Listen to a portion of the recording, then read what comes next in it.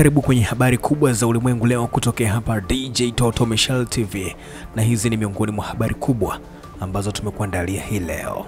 Kabla ya kuendelea na taarifa ya habari, naomba nikupe tangazo fupi kutoka kwa DJ Toto Michelle, the International Emergency DJ, ambapo anafanya sherehe zote. Ni DJ maarufu ambaye anafanya sherehe zote na DJ namba 1 Marekani nzima pamoja na Canada. Kama una sherehe kama vile wedding, graduation, naming ceremonies, parties pamoja na nyingine nyingi, mtafute DJ Toto Michelle kwa ajili ya kuhakikisha sherehe yako inakuwa ni ya tofauti. Mpigie sasa kupitia namba +1614 370 5386 ama kupitia email yake djtotomichelle@gmail.com. Sherehe yako itakuwa ya tofauti na sherehe zingine. Karibu. Rais wa Marekani Donald Trump amesema kumekuwa na marekebisho katika uhusiano wa kibiashara kati ya Marekani na China kufuatia siku ya kwanza ya mazungumzo kati ya maafisa wa Marekani na China nchini Uswizi. Katika chapisho la mtandao wa kijamii, rais wa Marekani alielezea mazungumzo hayo kuwa mazuri na kusema mabadiliko yamejadiliwa kwa njia ya kirafiki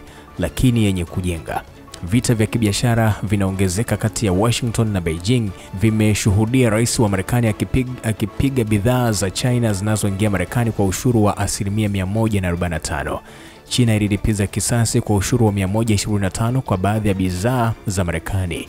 Kufuatia miezi kadhaa, nchi hizo mbili zinakutana huko Geneva weekend hii kwa mara ya kwanza tangu Trump aipige China kwa ushuru mwanzoni mwa mwaka.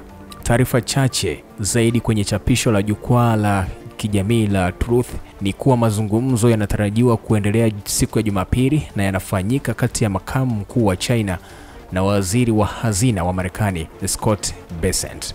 Amesema tunataka kuona kwa manufaa ya China na Marekani kufunguliwa kwa China kwa biashara ya Marekani. Maendeleo makubwa yamefanyika, alisema Rais Donald Trump.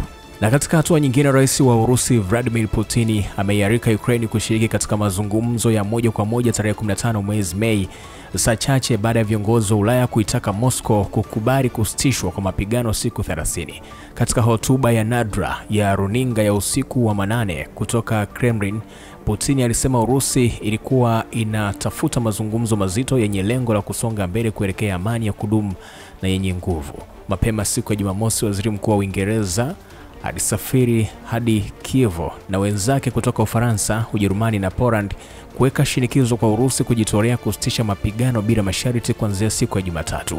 Msemaji wa Kremlin baadaye alisema Moscow italazimika kufikiria hili, lakini akaonya kwamba kujaribu kutushinikiza ni bure. Katika taarifa yake mwenyewe, Putin alisema huwezi kuondoa uwezekano kwamba mazungumzo hayo yanaweza kusababisha Urusi na Ukraine kukubaliana mapatano mapya, lakini hakushughulikia wito wa kusitisha mapigano moja kwa moja kwa siku 30. Na huo ndio mwisho wa habari zote za ulimwengu kubwa kutokea hapa DJ Toto Michelle TV. Kwa habari nyingine zaidi utaendelea kuzipata hapa kutokea DJ Toto Michelle TV.